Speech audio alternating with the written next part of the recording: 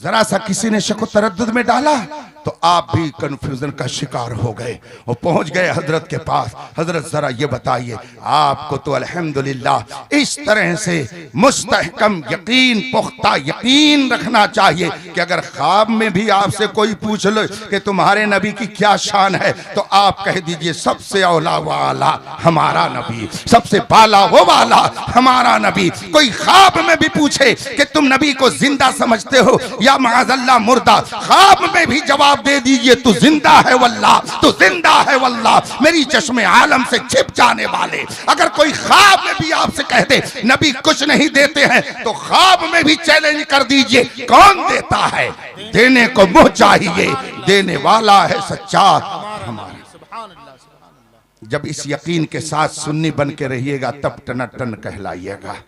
टनाटन जो होता है आवाज, ये टनाटन की, ये पुख्तगी की अलामत होती है।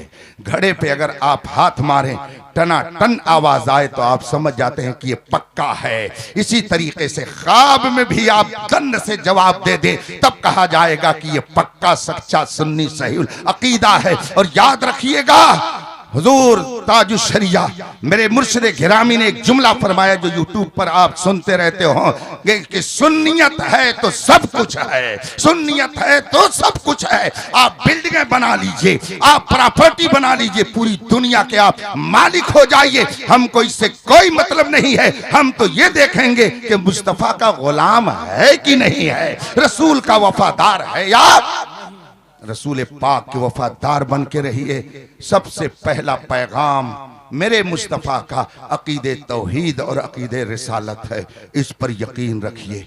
और फिर इनकार करने वालों में सबसे पहले जिसने गुस्ताखाना लबो लहजे के साथ इनकार किया उसका नाम अबू लहब है, जिस पर लानत मलामत कयामत तक होती रहेगी। वो खानदान का था। इससे एक बात ये भी मालूम हुई कि सच्चाई की तरदीद और मुखालफत में खानदान के लोग उमूमन पहले आते हैं। ये कैसे कह रहा है, ये कैसे इतना बड़ा हो गया, इसने कैसे ऐसी बात कह दी?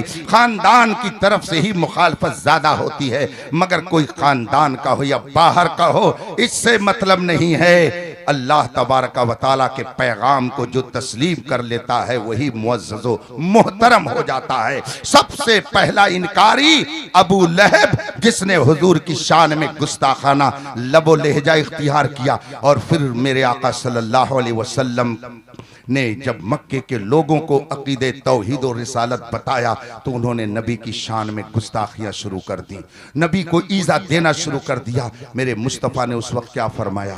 अल्लाहुम्मा इहदे कौमी, अल्लाहुम्मा इहदे कौमी, अल्लाह मेरी कौम को हिदायत दे, या अल्लाह मेरी कौम को हिदायत दे। आगे क्या रसूल पाक फरमाते? अल्लाह के रसूल का आगे जुमला क्या था? जब ताइफ के लोगों ने अजियत पहुंचाई, जब मक्के के लोगों ने शरारत की, जब मदीने और मक्के के लोगों ने रसूल पाक का कलमा पढ़ने से इनकार किया, जब वहां के लोगों ने रसूल पाक को तकलीफें पहुंचाई तो मेरे आका ने क्या कहा? अल्लाहुम्मा इहदे कौमी, अल्लाह मेरी कौम को हिदायत दे दे, मेरी कौम को हिदायत दे दे। आगे क्या फरमाया? अल्लाह मेरी कौम को हिदायत दे दे इसलिए कि इनके पास पैसा नहीं है। क्या रसूल पाक ने यह फरमाया? मेरी कौम को हिदायत दे दी इसलिए कि इनके पास सियासत नहीं है। मेरी कौम को हिदायत दे दे इसलिए कि इनके पास प्रॉपर्टी और ज़मीन और जायदाद नहीं। आप हदीस उठा करके देखिए, हदीस में जो कलमात आए हैं उसमें क्या है? अल्लाहुम्मा इहदे कौमी फ़इन्नहुम ला यअलमून, अल्लाह मेरी कौम को हिदायत दे दे इसलिए कि इनके पास इल्म नहीं है, इनके पास इल्म नहीं है। इसका मतलब है कि अगर कोई कुफ्र करता है तो जहालत की बुनियाद पर, कोई शिर्क करता है तो जहालत की बुनियाद पर, नबी की तौहीन करता है तो जहालत की बुनियाद पर, नबी को ईज़ा देता है तो जहालत की बुनियाद पर, नबी की शान में तबर्रा करता है तो जहालत की बुनियाद पर, अकीदे तौहीद से हटता है तो जहालत की बुनियाद पर। जहालत ये सारी बीमारियों की जड़ है, सारी बुराइयों की जड़ जहालत है। आप बताइएगा, क्या आपने कभी शेरे बिहार हजरत मुफ्ती असलम साहब अलैहि रहमा को माअज़ल्लाह किसी बारात में रक्स करते हुए, नाचते हुए आपने देखा? उनके शहजादे को कभी आपने देखा? इन उलमाए किराम को कभी आपने देखा? क्यों नहीं देखा आपने? क्यों आपने इनको महफिल में शराब पीते हुए नहीं देखा? क्यों आपने इनको शराब पीकर दूसरों की बेइज्जती करते हुए क्यों नहीं आपने देखा?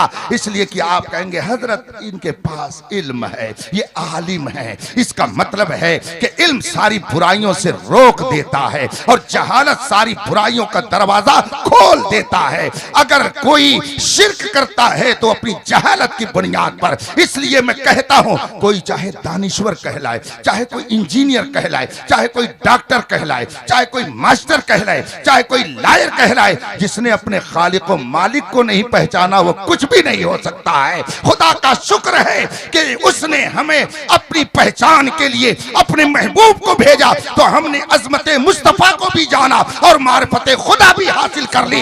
इसीलिए कोई मोमिन जाहिल हो ही नहीं सकता है। जाहिल तो वो है जिसे ना खुदा की पहचान हासिल हो ना मुस्तफा।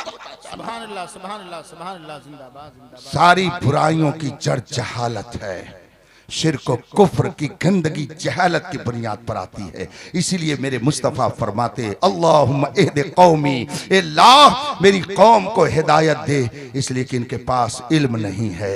नबी करीम सल्लल्लाहु अलैहि वसल्लम ने अकीदे तौहीद कौम के सामने रखा और उसके बाद में जब वही का सिलसिला शुरू हुआ तो इकरा इकरा, पढ़ो पढ़ो पढ़ो, ये पैगाम खुदा है। अल्लाह के रसूल ने ये पैगाम पहुंचाया, पढ़ो। जब पढ़ोगे, दुनिया आज कह रही है पढ़ोगे तब आगे बढ़ोगे, मगर 1400 साल पहले मेरे मुस्तफ़ा ने ऐलान फरमाया इकरा इकरा इकरा, पढ़ो। पढ़ोगे तो तुम्हें अल्लाह रसूल की मार्फत हासिल होगी, पढ़ोगे तो तुम्हें दुनिया में वकार मिलेगा, इज्जत मिलेगी, रोबो दबदबा मिलेगा। अगर तुम पढ़ोगे, अगर पढ़ने से पहले तुम घास छिलते थे, पढ़ोगे तो महलों में रहने लगोगे। इल्म आ जाएगा तो तुम महल्लात में जगह लेकर के वहां तुम जिंदगी गुजारोगे। अगर पढ़ोगे और पढ़ोगे तो तुम्हारा मकाम बहुत बुलंद हो जाएगा।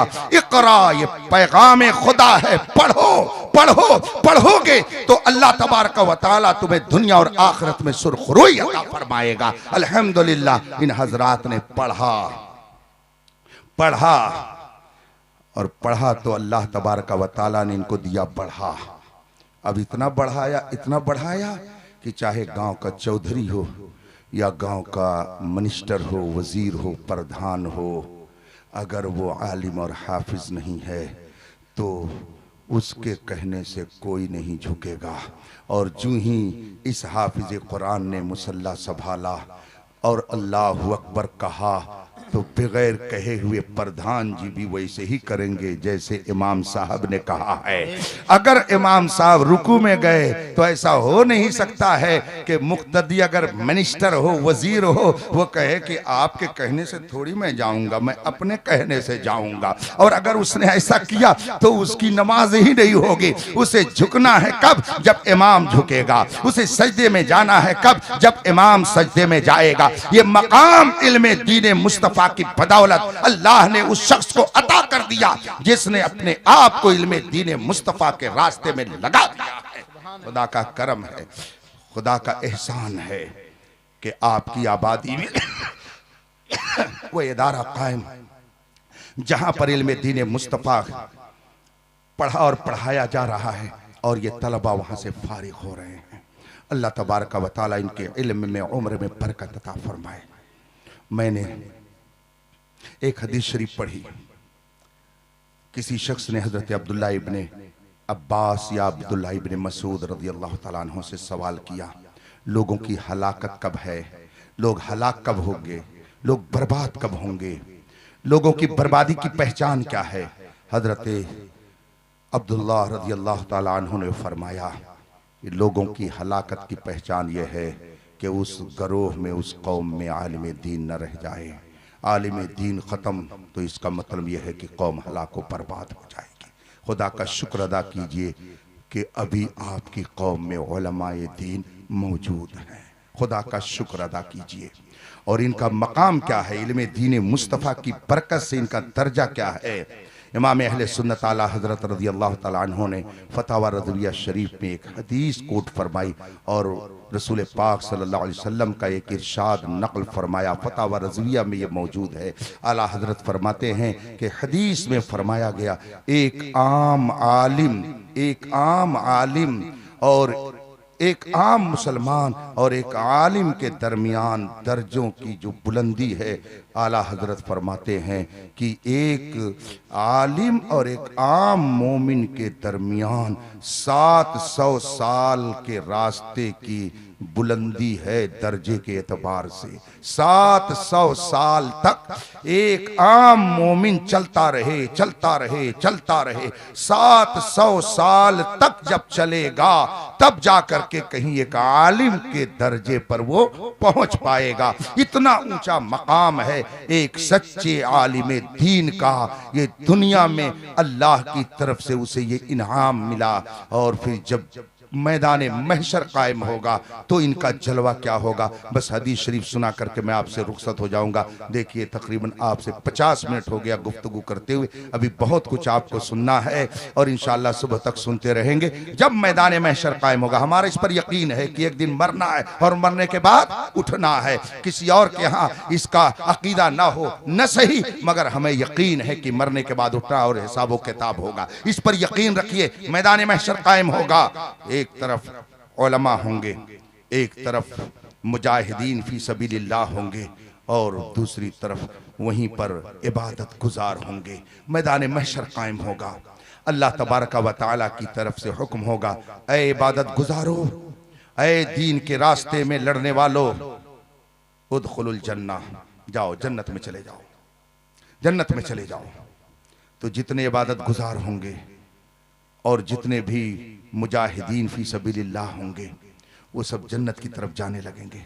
उलमा वहीं खड़े रहेंगे और जब वो देखेंगे कि हमारे लिए ऐलान नहीं हुआ, अल्लाह ताला ने इनके लिए ऐलान फरमा दिया। यह हदीस शरीफ का मैं मफहूम सुना रहा हूँ, दास्तान अलिफ लैला नहीं सुना रहा हूँ।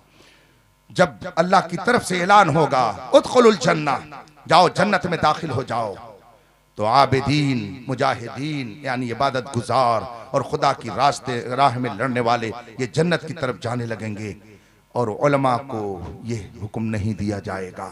वो अपनी जगह पे खड़े रहेंगे मगर रब की बारगाह में वर्ष करेंगे, मौला हम तअब्बदू बिइल्मिना, हम तअब्बदू वजाहदू बिइल्मिना। ए मौला, इन्होंने अगर इबादत की या इन्होंने अगर तेरे रास्ते में जंग की तो ये हमारे इल्म की बरकत से। अगर हमने इनको न बताया होता कि नमाज कैसे पढ़ी जाती है तो ये भला नमाज कैसे पढ़ते। अगर हमने न बताया होता कि तहारत कैसे की जाती है तो ये तहारत का तरीका कैसे जानते। ए मौला, अगर हमने न बताया होता कि तेरे रास्ते में जिहाद करने और जंग करने का क्या फायदा है, तो हम अगर ये फजीलत न बयान करते तो ये कैसे तेरी राह में अपनी जान कुर्बान करते। मौला, जिन्होंने इबादत की वो हमारे इल्म के जरिया और जिन्होंने तेरी राह में अपनी जान दी वो हमारे इल्म की बदौलत। मौला, तूने इनको जन्नत में जाने का परवाना दे दिया और हमें तूने हुक्म नहीं दिया कि हम भी जन्नत में जाएं। अल्लाहु अकबर। जब उलमा रब की बारगाह में कयामत के दिन ये अर्ज करेंगे और वहां इबादत गुजारों को और मुजाहिदीन को जब जन्नत में जाने का परवाना मिल जाएगा, उलमा खड़े होंगे, ये अर्ज करेंगे, मौला इन्होंने जो कुछ भी किया वह हमारे इल्म की बदौलत इनको जन्नत में जाने की इजाजत मिल गई, हमें नहीं मिली। जब ये अर्ज करेंगे रब की बारगाह में, अल्लाह तबारक व तआला इरशाद फरमाएगा, सुभान अल्लाह, इनका मकाम क्या है वो सुनिए। अल्लाह के रसूल सल्लल्लाहु अलैहि वसल्लम ने जो इरशाद फरमाया है, अल्लाह तबारक व तआला फरमाएगा, अंतुम इंदी बिमंज़िलति बाज़ मलाइकती, तुम घबराते क्यों हो, तुम्हारा दर्जा मेरे नजदीक मेरे स्पेशल बाज फरिश्तों की तरह से है, तुम आम लोगों की तरह से नहीं हो, तुम्हारा दर्जा फरिश्तों की तरह से है।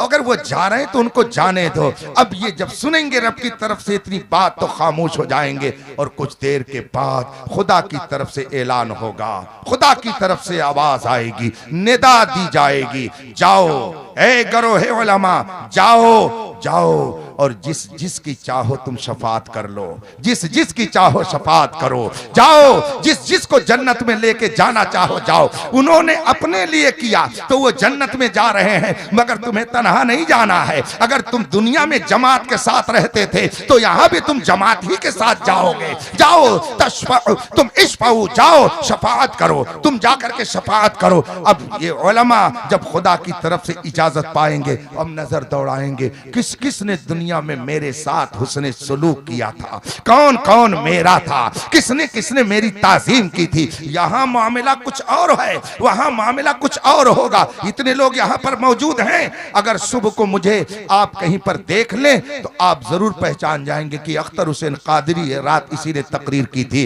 रात यही बैठ करके वहां पे गुफ्तगू कर रहा था, आप आसानी से पहचान लेंगे। लेकिन अगर आप ये मुझसे तवक्को रखें कि मैं भी आप में से सबको पहचान लूंगा तो ऐसा नहीं हो पाएगा। आप में से हर कोई मुझे पहचान लेगा सुबह को, लेकिन मैं आप में से सबको नहीं पहचान पाऊंगा। अगर दो चार को पहचान लूं तो बड़ी बात है, यहाँ पे यह हाल है। मगर मैदान महशर में इसका उल्टा होगा, इसका बरक्स होगा। मैदान महशर कायम होगा आलिम दीन के साथ जिसने दुनिया में कोई सलूक किया होगा, कोई अच्छा बर्ताव किया होगा, हर एक पर नजर डालेगा वो आलिम। और मैं तो रब के करम से ये उम्मीद करता हूं, उसकी रहमत से उम्मीद है कि जितने लोग वहां से लेकर के आए यहां तक, अगर ये जन्नत में गए तो जन्नत में जाने से पहले इनको भी मैदान महशर का सामना करना पड़ेगा। और इंशाअल्लाह हम सब वहां रहेंगे और एक एक करके वहां पर सबको पहचान लिया जाएगा। ये फला है, ये मौला हम इसकी शफाअत करना चाहते हैं, मौला तो इसकी मगफरत फरमा दे, इसने हमारे साथ ये सलूक किया था, मौला इसकी मगफरत फरमा दे, मौला इसने हमारे साथ ये अच्छा सलूक किया, इसकी मगफरत फरमा दे। एक जम्मे गफीर की वो आलिम शफाअत करवाएगा और रब्बे कदीर आलिम की शफाअत उन सब के हक में कबूल फरमा लेगा और एक जम्मे गफीर लेकर के वो आलिम जन्नत में जाएगा। ये जन्नत में जाने से पहले ये आलिम का एजाज होगा। जहां नफसी नफसी का आलम हो, वहां अगर ये उलमा आपको जन्नत में ले जाने के लिए शफाअत करे रब की बारगाह में, इससे बड़ा एजाज और क्या हो सकता है। रब्बे कदीर अपने करम से हम सबको इल्म और अमल की दौलत से माला माल फरमाए। बस आखिरी बात, फितनों का दौर है, फितनों का दौर है। अकीदा भी बिगाड़ने की कोशिश हो रही है, आमाल भी खराब किए जा रहे हैं।